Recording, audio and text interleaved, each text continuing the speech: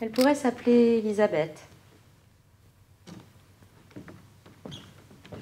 Elle pourrait avoir 18 ans, en 1972.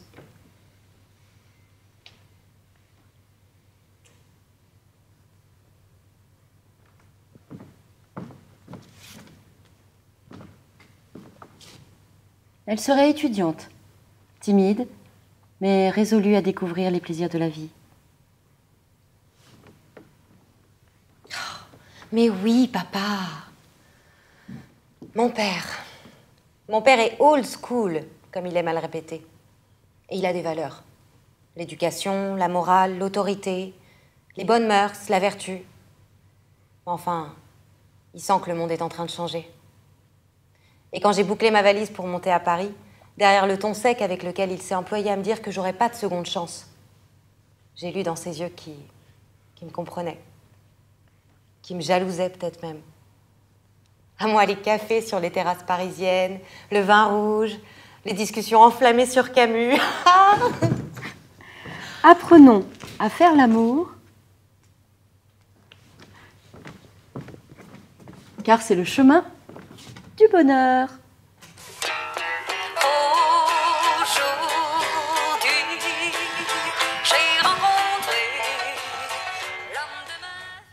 Il a une fossette tellement adorable. Et ses cheveux sont épais, on dirait Mike Brandt. Par contre, il fait que me regarder là. Oh la vache. Je dois être rouge comme une tomate. Allez, souffle. Oui. Voilà. Et dis quelque chose d'intelligent.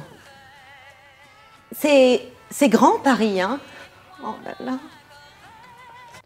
Nous, Comité d'action pour la libération de la sexualité, publions aujourd'hui ce manifeste pour que tombent les interdits, les tabous et l'hypocrisie de cette société bourgeoise. Nous revendiquons l'éducation sexuelle pour tous et appelons au plaisir, au désir et à la jouissance. Je bois ses paroles. Il est tellement libre. Au cinéma? Il m'invite au cinéma. Moi? Oui. Je suis tellement contente. Bon, je comprends pas le film. Il met sa main sur ma cuisse. Je la redescends. Il la remonte. Je la redescends. Il sourit. Alors moi aussi. Éducation de la vie sexuelle, de la physiologie à la psychologie. Chez beaucoup d'espèces vertébrées, la fécondation est précédée par un comportement qui favorise la formation du couple. Chez toi? Et le rapprochement des sexes. Non, j'ai pas peur. C'est qu'il est déjà tard. Souvent, le mâle se livre à une parade nuptiale qui sollicite la femelle en vue de l'accouplement. D'accord, mais juste un verre. Hein. J'aurais pas dû le boire, ce whisky, la tête me tourne. Je sais pas si c'est l'alcool ou ses mains. On dirait qu'il en a 100. Non, s'il te plaît. Certains mammifères, comme la souris, n'ont pas de période de repos sexuel. L'activité sexuelle est continue. Je dis pas ça. C'est juste qu'on a le temps, on n'est pas obligé. S'il te plaît. Dans le cas de l'espèce humaine, l'activité sexuelle peut être continue, mais l'homme, à la différence des autres animaux, peut effectuer un contrôle volontaire sur sa sexualité. Non.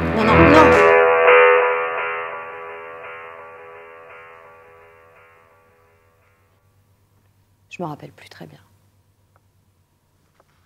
C'est ma faute. T'es monté chez lui, tu crois qu'il s'est dit quoi? C'est ma faute. Elles viennent pas. Elles viennent pas, j'ai jamais de retard. Pourquoi elles viennent pas? Marie-Claire a été acquittée car on estime qu'elle n'avait pas délibérément choisi de commettre ce délit alors qu'elle l'a reconnu. Ma copine Marie dit 5 euros et elle raccroche le combiné. Elle me dit que c'est bon, qu'on a assez de sous pour l'aller-retour en Angleterre et le séjour en clinique. Je pense à mon père. J'ai peur. Ma copine Marie, elle me dit que ça va aller. Ça va aller, elle me dit. Un enfant, si je veux, quand je veux. Quand on est rentré en France, on a entendu le discours de Simone Veil. Il y avait le manifeste aussi, celui des 143. Simone Veil, il en faut du courage, hein.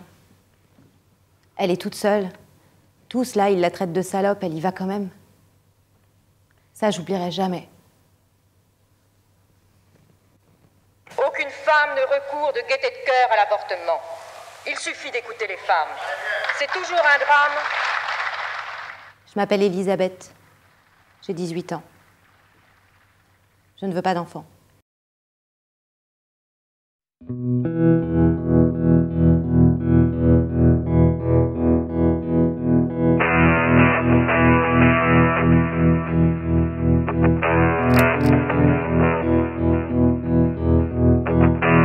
Elisabeth est un personnage très fort qui tient en lui l'histoire de milliers de femmes.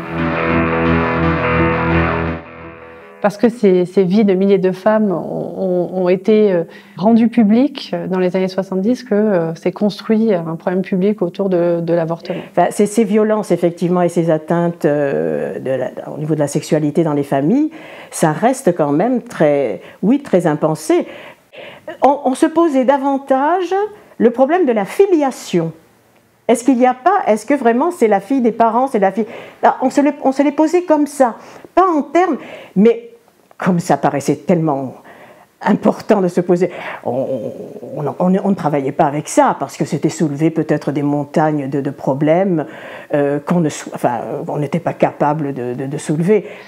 Il faut rappeler qu'en 1972, lorsque on décide d'avorter, on est coupable d'un crime et que donc on peut être arrêté, on peut être jugé, on peut même être parfois enfermé.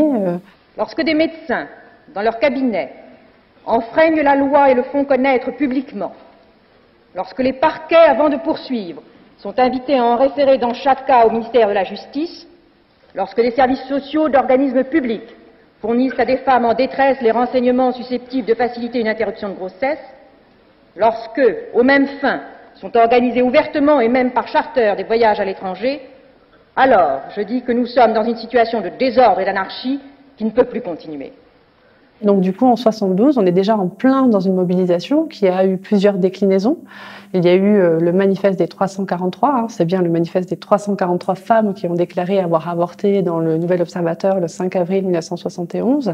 Donc un événement médiatique, ce manifeste-là, signé par des femmes célèbres, mais aussi par des anonymes, et c'est ça qui est important. Et ce sont des femmes qui disent, oui, on est hors la loi, nous sommes des avortés, nous avons enfreint la loi, venez nous arrêter. Évidemment, ce n'est pas ce qui se passe. Et Marie-Claire a été acquittée? Marie-Claire a été acquittée car on estime qu'elle n'avait pas délibérément choisi de commettre ce délit alors qu'elle l'a reconnu. Des procès de Bobigny, où là, la jeune avocate Gisèle Halimi défend Marie-Claire Chevalier, une jeune femme de 15 ans qui, elle aussi, comme Elisabeth, a subi un viol. Et ce procès-là, Gisèle Halimi décide d'en faire le procès de la loi de 1920, la loi qui régit encore l'avortement et qui, donc, selon elle, est à mettre en accusation, bien plus que cette jeune femme qui a trouvé une solution face à une grossesse non désirée. Et donc, c'est un procès qui est également très médiatique, qui fait l'objet de mobilisations féministes. Et tout d'un coup, on a une avocate qui dit ouvertement que c'est une expérience commune des femmes et qu'il faut réviser la loi. Donc on a cette deuxième étape importante et puis on a des mobilisations qui prennent des formes très diverses partout en France autour de cette question de l'avortement. C'est vrai que ces jeunes filles-là, elles ont la possibilité d'abandonner un enfant. Le premier grand texte législatif qui permet l'abandon d'enfants, c'est un décret de 1811. Et on a un premier mode d'admission qui s'appelle le tour d'abandon, qui est un cylindre en bois qui est installé dans le mur d'un hospice. Et ce cylindre en bois a une ouverture côté rue, dans lequel on peut déposer le nouveau-né. À ce moment-là, la personne qui a déposé l'enfant actionne une cloche qui retentit à l'intérieur du bâtiment. À l'intérieur du bâtiment, une religieuse ou un employé de l'hospice fait pivoter le cylindre en bois. Et à ce moment-là, l'ouverture se retrouve vers l'intérieur du bâtiment et la personne employée de l'hospice peut récupérer le nouveau-né. On est en France autour de 20 à 30 000 abandon par an. Au XIXe siècle et au début du XXe siècle, c'est une pratique extrêmement courante. Elle est essentiellement le fait de femmes seules et qui redoutent, d'une manière ou d'une autre, d'une part l'opprobre qui s'abat sur ces femmes, et d'autre part l'immense misère reste celle qui décident de conserver leur enfant avec l'aide des pouvoirs publics. L'idée qu'on peut empêcher un abandon en proposant une allocation à ces jeunes mères, c'est-à-dire une aide financière, est véritablement développée à la fin du XIXe siècle. Ces femmes célibataires qui sont aidées par les pouvoirs publics, elles le sont, mais toujours avec une arrière-pensée qui est de guider leur comportement. Et d'ailleurs, on observe à peu près la même chose avec l'avortement. En 1972, la contraception a été légalisée par la loi Neuwirth de 1967, qui avait déjà été le résultat d'une longue mobilisation depuis les années 50, portée notamment par le mouvement français pour le planning familial, et qui aboutit donc à une loi qui est une loi de compromis. Nous nous sommes heurtés, pour l'application de cette loi, à un état d'esprit conservateur, rétrograde, je dirais aussi un manque de clairvoyance, de discernement et peut-être de générosité. On a placé les femmes, les couples devant l'alternative accouchement-avortement sans leur expliquer, sans leur indiquer qu'il y avait autre chose. On n'a fait aucune éducation sexuelle. La vente des produits contraceptifs est maintenant autorisée en pharmacie. Celle des pilules est soumise à un certificat médical pour les personnes majeures, un certificat médical et une autorisation d'un des parents pour les mineurs. Il y a eu des débats très importants à l'Assemblée et au Sénat.